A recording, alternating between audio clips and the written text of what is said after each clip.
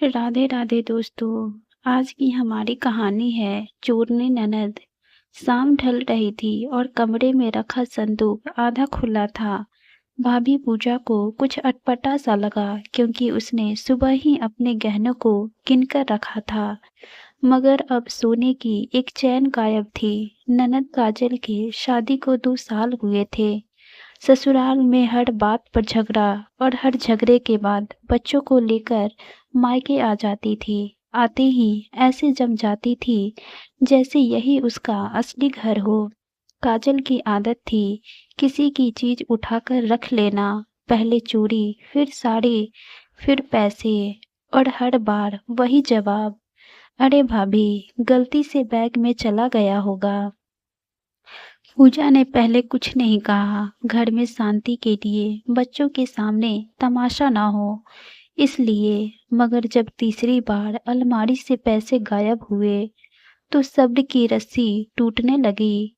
उस दिन पूजा ने देखा काजल चुपचाप कमरे में गई और पर्स में कुछ ठूंस कर बाहर निकली। आंखें इधर उधर घूम रही थी, चाल में घबराहट साफ थी। पूजा ने आवाज लगाई, बस रात को सब सो गए। तब अलमारी खोली और अपने गहने गिने। 2 चीजें और कम थी। सुबह होते ही सास ने हमेशा की तरह पूजा को ही घेर लिया। घर संभालना आता नहीं, चीजें यूं ही गायब कैसे हो जाती है। पूजा ने पहली बार साफ कहा, गायब नहीं होती माँ जी, उठाई जाती है। घर में सन्नाटा छा गया। काजल की आंखें नीचे झुक गई, मगर मुंह से बोली, भाभी मुझ पर इल्जाम लगा रही है। पूजा ने कहा, अगर इल्जाम गलत है तो अपना बैग खोल दो। सास भड़क गई, बेटी पर शक करेगी, शर्म नहीं आती तुझे। पूजा ने सीधा जवाब दिया, शर्म तब आती जब बार बार चुप रहकर अपनी चीजें लुटाते रहे। काजल ने बैग खोलने से मना किया, बहाने बनाने लगी और वही बहाने उसकी सच्चाई बन गई। अंत में पूजा ने बस इतना कहा कि या तो आज बैग खुलेगा या फिर मैं बच्चों को लेकर अलग रहूंगी। चोरी के डर में जीना मंजूर नहीं है मुझे। सास का रंग बदल गया। गांव की बदनामी का डर सामने था और मजबूरी में बैग खोलना पड़ा। बैग से गहने निकले, पैसे निकले और साथ में सास का घमंड भी जमीन पर गिर गया। बैग खुलते ही जो चीजें बाहर निकली उन्होंने घर की हवा बदल दी। पूजा की चैन, कंगन, कुछ नकद पैसे और एक छोटी सी डिब्बी जिसमें उसके मायके से मिली बिछिया थी। सब कुछ जमीन पर ऐसे बिखरा पड़ा था जैसे सच खुद बोल रहा हो। काजल की आंखें झुक गई, मगर जुबान अब भी बचाव ढूंढ रही थी। बोली, भाभी, मैंने चोरी नहीं की है, बस बस जरूरत पड़ गई थी। पूजा ने कहा, जरूरत चोरी से पूरी नहीं होती, और जरूरत थी तो मुझसे कह सकती थी। सास खड़ी थी, कुछ बोल नहीं पा रही थी। वही सास जो कल तक पूजा को हर बात पर डांटती रहती थी, आज उनकी आवाज जैसे गले में ही अटक गई थी। काजल ने रोना शुरू कर दिया, भाभी, ससुराल में हालात ठीक नहीं है। पति रोज ताना देता है, खर्चा नहीं देता, बच्चे भूखे रहते हैं। पूजा ने एक पल के लिए बच्चों की तरफ देखा जो कोने में चुपचाप खड़े थे।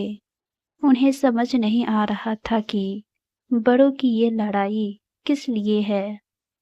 पूजा बोली, दुख सबके पास होता है, मगर हर दुख चोरी की इजाजत नहीं देता।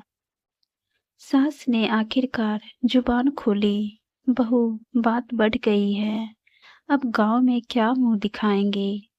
पूजा ने साफ कहा, माँ जी, गांव तब बदनाम होती है जब गलत बात छुपाई जाती है। आज सच सामने आया है। काजल ने अचानक गुस्से में कहा, तो क्या अब मुझे यहाँ रहने भी नहीं दोगी? पूजा की आंखें सख्त हो गई, मैंने कभी नहीं कहा कि तुम मत रहो।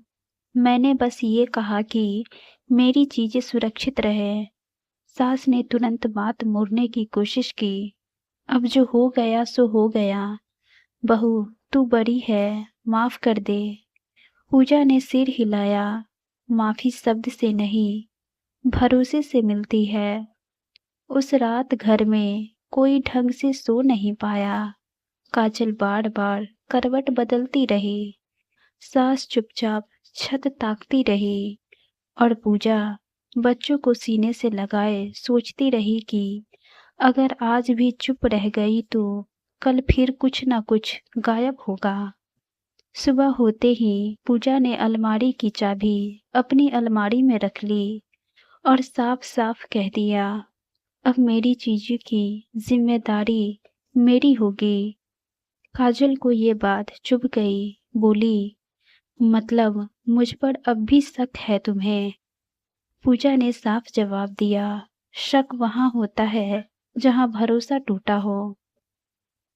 2 दिन बाद काजल ने मायके से जाने की बात कही, मगर जाते जाते फिर एक ताना मार गई, भाभी तुम तो बड़ी चालाक निकली। पूजा ने बस इतना कहा, नहीं, अब बस जाग गई हूँ। सास ने जाते वक्त पूजा से आंख तक नहीं मिलाई, क्योंकि उन्हें समझ आ गया था कि अब ये बहू पहले जैसी बिल्कुल नहीं रही। घर फिर से शांत हो गया था, मगर ये वो वाली शांति नहीं थी जिसमें डर होता है। ये वो वाली शांति थी जिसमें हदें तय हो चुकी थी। पूजा जानती थी कि बात यहीं खत्म नहीं हुई है, क्योंकि ननद की आदतें और सास का झुकाव इतनी आसानी से कभी नहीं होता। काजल के जाने के बाद घर कुछ दिनों तक शांत रहा, मगर पूजा जानती थी कि ये शांति सच्ची नहीं है। ये वही चुप्पी थी जो किसी नए झगड़े से पहले आती है, क्योंकि जिन आदतों की जड़ें गहरी होती है वो एक बार टोक देने से खत्म नहीं होती। सास अब पूजा से सीधे कुछ नहीं कहती थी, मगर उनकी बातें बदल गई थी। कभी किसी से कहती, बहू को अब कुछ ज्यादा ही अक्ल आ गई है, और कभी ताने में बोल देती, अब तो घर में ताले ही ताले रहेंगे। पूजा सब सुनती थी, मगर अब असर नहीं होता था, क्योंकि उसने मन ही मन तय कर लिया था कि इज्जत के बिना रिश्ता बोझ होता है। कुछ हफ्तों बाद काजल फिर आई। इस बार अकेली नहीं, अपने पति के साथ आई थी। चेहरे पर मासूमियत और आंखों में पुरानी चालाकी छुपी हुई। सास को लगा अब सब ठीक हो जाएगा, लेकिन उन्होंने पूजा से कहा, देख बहू, बेटी आई है, कुछ अच्छा बना दे। पूजा ने बिना गुस्सा किए कहा, अच्छा बनेगा, मगर हिसाब साफ रहेगा। काजल के पति ने बातों बातों में ही पैसों की बात छेड़ दी। बोला, भाभी कुछ मदद हो जाती तो अच्छा रहता। पूजा ने सीधा कहा, मदद और चोरी में बहुत फर्क होता है। कमरे में सन्नाटा छा गया। काजल का चेहरा उतर गया था और सास ने आंखें फेर ली। पूजा ने उसी दिन सबके सामने साफ साफ कहा, अगर इस घर में रहना है तो नियम मानने होंगे। मेरी चीजें मेरी है, मेरे बच्चों की जरूरतें पहले है, और किसी की भी मजबूरी चोरी का बहाना नहीं बनेगी। काजल भड़क गई, बोली, तो फिर हम यहाँ नहीं आएंगे। पूजा ने शांति से जवाब दिया, आना या ना आना तुम्हारा फैसला है, मगर मेरे आत्मसम्मान से खेल नहीं होगा अब। उस दिन पहली बार सास ने कुछ नहीं कहा, क्योंकि उन्हें समझ आ गया था कि अब बहू पीछे नहीं हटने वाली है।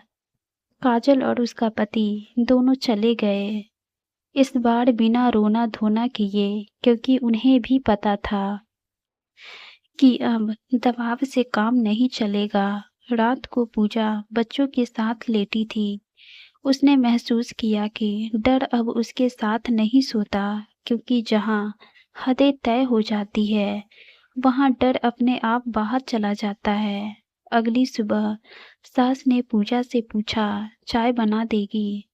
पूजा ने बिना कुछ कहे चाय बना दी, क्योंकि वो जानती थी फर्क अब काम में नहीं है, नज़र में आ चुका है। इस कहानी से हमें यही सीख मिलती है कि जो औरत अपनी सीमा खुद तय कर लेती है, उसे न सास दबा पाती है, न ही ननद। सवाल आप लोगों से के लिए है, अगर आप पूजा की जगह होते तो क्या करते? अपनी राय कमेंट में बताइए। कहानी दिल को छू गई हो तो लाइक, शेयर और सब्सक्राइब ज़रूर करें। धन्यवाद।